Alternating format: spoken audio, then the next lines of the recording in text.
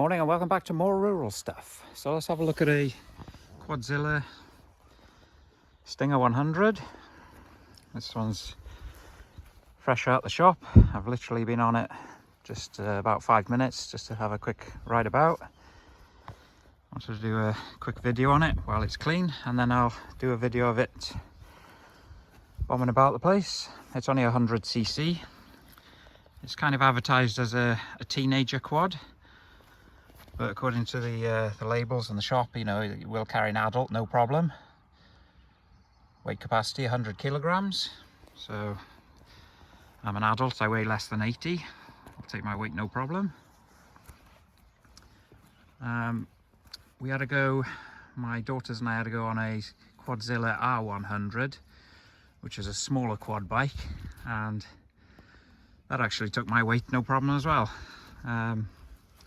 So I wanted to get something a little bit bigger that we could all enjoy using, and this seemed to be the ideal quad for that, because it seems to be, it's significantly bigger than the R100.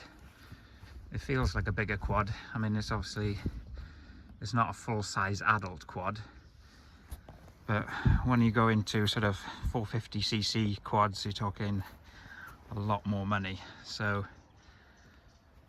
this is kind of a cool machine just to mess around on. We won't be racing or anything, just playing about in the fields. It has actually got indicators, hazards, you know, front headlight, which has a full beam and a dip, although apparently it's quite complicated to road register them or put them on the road. They're not designed to go on the road, these ones, so I'm not sure why exactly they've got indicators and hazards. I suppose if you're using it on a farm and you've got other machines and vehicles around, then maybe you want to use the hazards. I don't know. It's got a horn on it as well. So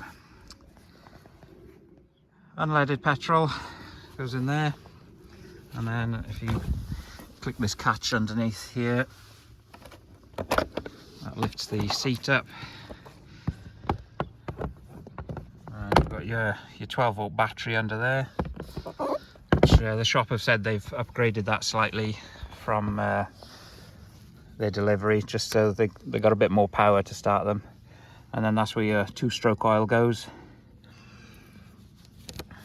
I'll probably only be using E5 petrol in the quad, same as I do with all my garden machinery. I just think it's going to be better for the machine, it's less likely to go off.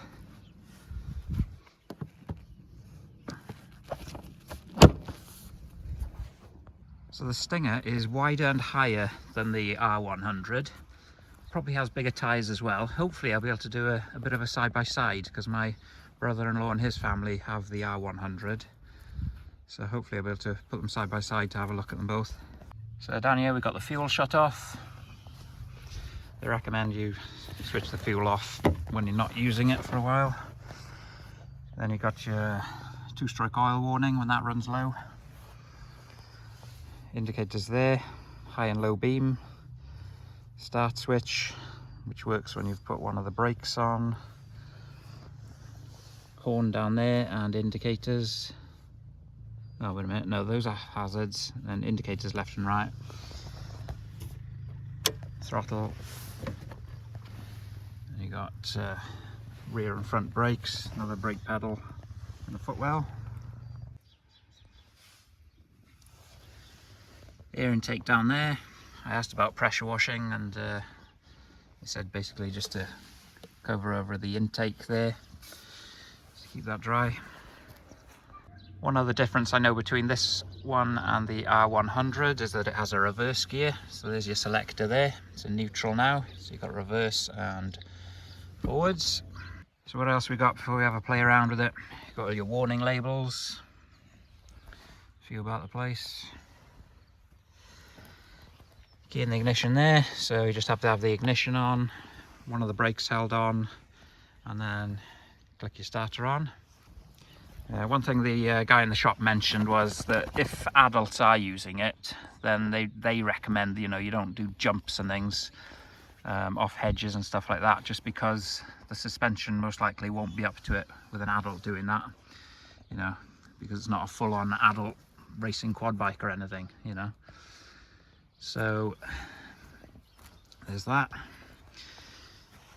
Got a handbrake there,